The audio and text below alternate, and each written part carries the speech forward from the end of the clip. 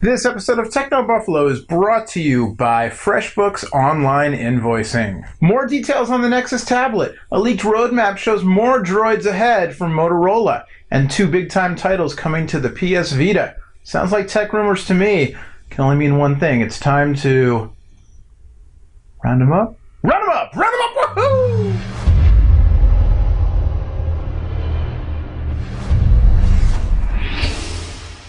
What is going on, everybody, and welcome to the Roundup. My name is Noah Kravitz. I'm editor-at-large for Techno Buffalo, and this is your rumor roundup for the week ending today, Friday, June 1st, 2012. First up, we reported that Google is prepping their first Nexus-branded tablet, the Nexus tablet, for unveiling at Google I/O out here in San Francisco in just a few weeks. I will be at the show, which according to the rumors means I'll be getting my mitts on the freshly minted 7-inch Android-based tablet. Apparently the tablet was spotted in some benchmark results online. Now the tablet is referred to as the Google Asus Nexus 7, which confirms a couple of things there, if you believe the benchmark. One, that Google is in fact partnering with Asus to manufacture the device. Two, that the device will sport a 7-inch form factor. The benchmark results show 1280 by 768 resolution and a quad-core Cortex-A9 based NVIDIA Tegra 3 chipset running at 1.3 gigahertz per core. We also reported earlier that Google is aiming to bring this device in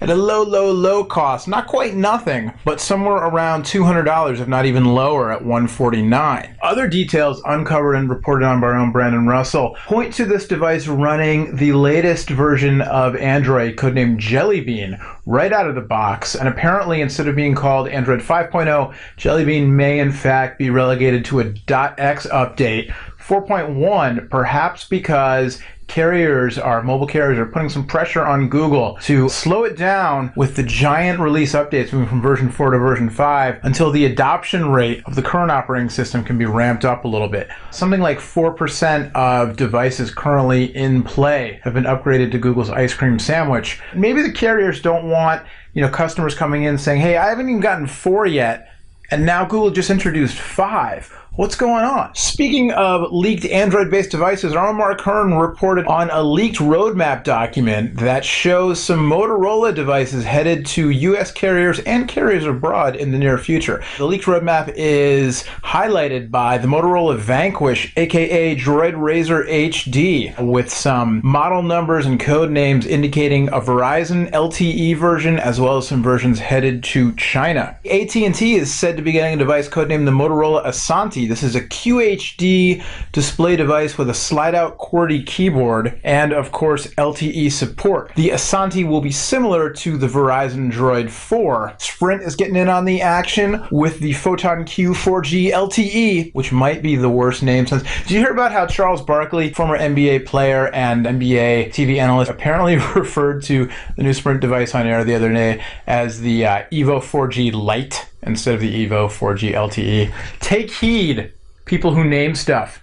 Don't give it all these Photon Q 4G LTE. That's ridiculous. I had to look back at the page to remember what the name was. Just call it, just call it the Photon. We'll also have to see what's coming to the Sony PlayStation Vita. But first, a word from our friends at FreshBooks Online Invoicing. I know a lot of you are running your own businesses, which is why I'm excited, as you may well be too, about our new sponsor, FreshBooks Online Invoicing. Sending out invoices is not fun, but it's a part of business you have to deal with. I know, I've been there. If you don't send out an invoice, you don't get paid. If you don't get paid, you can't, buy things like food and soap, and so you're gonna be hungry and you're not gonna be clean, and that's no good at all. The great thing is that FreshBooks Online Invoices can take some of the annoyance out of invoicing. FreshBooks Online Invoicing service cuts down not only the annoyance factor, but also in the amount of time and effort it takes you to cut those invoices, send them out, and ultimately get paid. FreshBooks makes you look more professional with their top-notch presentation and the fact that they support PayPal for payments,